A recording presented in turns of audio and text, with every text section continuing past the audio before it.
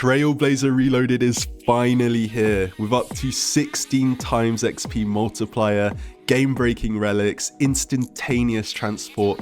This league is going to be a lot of fun. I plan to go super hard, so sit back and enjoy. We're in. Hello. Oh my days. We're in. This is where it all begins. Get started.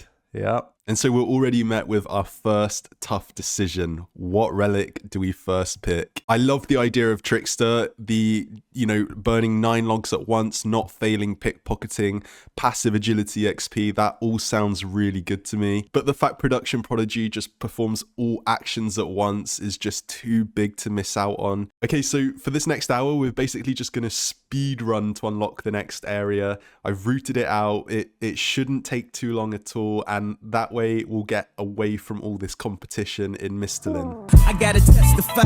Come up in the spot looking extra fly. Just look at the amount of people doing agility here. This is crazy. You've never seen anything like it. Pink polos, I heard the rock before Cam got the shit to pop.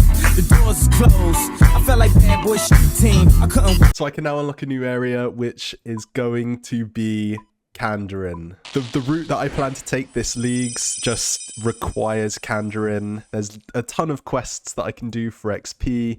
All in all, a really, really solid choice. So on that note, there's Romeo and Juliet, Vampire Slayer, Monk's Friend, Fight Arena, Hazil Cult, Waterfall Quest, Fishing Contest, Sea Slug, and finally Demon Slayer. That took no time at all. The transportation, the fairies flight is just incredible. Okay, this is the most difficult decision this whole league without a doubt. Fire Sale versus Banker's Note. I can unlock my third relic and I am so torn on what to choose here.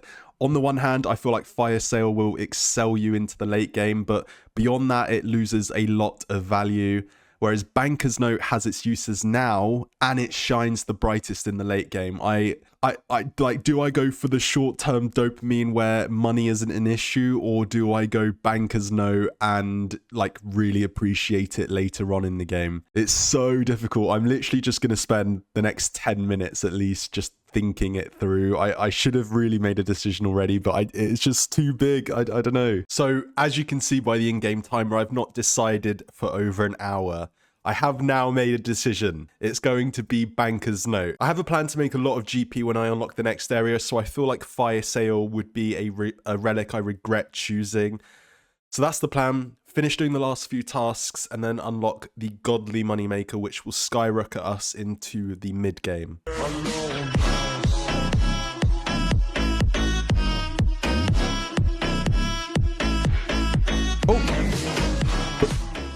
That was in, right? I missed! How did I miss? Right, there's no way I missed from there.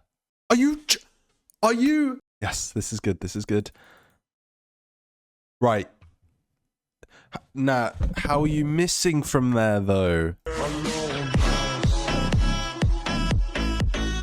Ooh, okay, we can unlock our next area. It's without a doubt going to be the desert. It has so much content to offer both early and late game. Plus, it's going to be how we make a ton of GP. Boom. Okay, here we go. The gem trader, baby. With Production Prodigy, I can buy all of the uncut gems, cut them in a single action, and then sell them back for a big profit. I'm going to do this for an hour or so and see how I get on. So it's been just under 2 hours, and we're now 99 crafting. I got a total of 600 points getting 99, but more importantly, look at all this GP. This should be more than enough to last me until the late game. Okay, so moving on, there's a few big point tasks that I want to knock out using this GP. First things first, there's the Karumja Easy Diary, which is a task, but we are after these gloves. They make the Tokkul stores 13% cheaper. Damn, look at my cash stack just deplenishing. Sad times. Okay, now with all these chaos runes, we're going to head to the rune store in Tazar City and sell them. So that's enough for an obby cape, which is an 80-point task. Next, buying an onyx is 200 points, and now we can unlock a tier 5 relic. I am going to take a few minutes to just think about this and then decide, because I still haven't made my mind up. It's a really tough decision. I love the idea of Bloodthirsty because of the superior rate. We're going to want an imbued heart since we're going mage, so this also makes a lot of sense. And Infernal Gathering is also a beautiful relic. Like, actions happen a tick faster, you get cooking XP as well as, you know, what, like, there's so much going on here. Okay, it's been a good few minutes and I believe I've made my decision. I'm gonna go with Bloodthirsty. I plan to get the 50 million Slayer XP task, and again, I just want that imbued heart as well as the other superior uniques, so I'm locking it in. Bloodthirsty is tier 5 relic. So 3,320 points until our next relic. I've already lined up 400 points and I'm going to show you exactly how. So we're first going to go to Al-Kharid. We're going to step into the crafting shop. I'm not sure what one it is. I think it's an amulet mold, so I'm going to get an amulet mold. I actually completely forgot I got 99 crafting. This is where it comes in handy. Oh, we need to cut it first. Duh. We'll cut our onyx. Oh, we made an extra onyx. That is huge. We have another onyx in the bank. That makes me feel a lot better about this, actually. How does this work?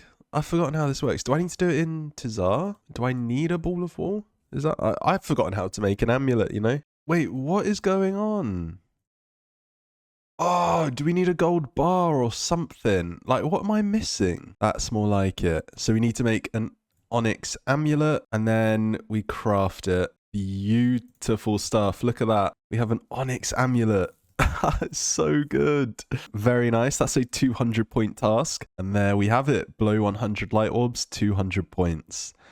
99 crafting has gotten me like 1,000 points in total. Even more so because we got the onyx, we then crafted the amulet. Like, it's just been beautiful. And we've got all this GP left over for runes and whatever else we need. It has been amazing.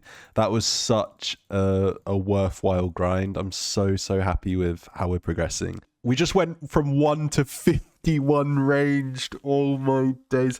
That is the 12x multiplier for you. So I think that means we can go back to Gnome Ball and finally score a goal. It's based on your range level. So do we miss? We score. Boom. 40 points. Yeah, the time has come. I've joined the queue. I cannot believe this. I've joined the queue to kill the lesser demon in the Wizard's Tower. So I just tuned into some streamers and a bunch of them are doing Soul Wars for prayer XP. This solves all my prayer issues. I'm on my way there immediately. This is going to be so quick and it's going to really skyrocket our progress. So yeah, I'm excited for this. This will be fun.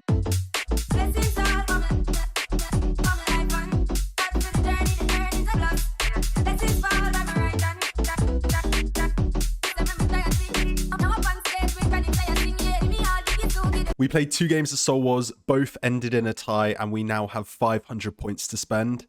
That was some of the most fun I've ever had in this game. It didn't feel like old school RuneScape. Everyone with busted relics, yet really newbie gear. Genuinely some of the most fun ever.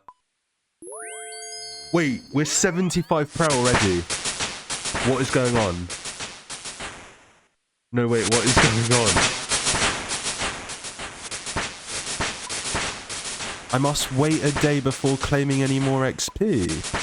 Okay, so there's actually an XP cap. It makes totally sense considering this method is completely busted. I've just gone from 30 to 75 prayer in a matter of 30 minutes. I guess we'll come back tomorrow for some more XP, but honestly, I can't wait. It was so fun.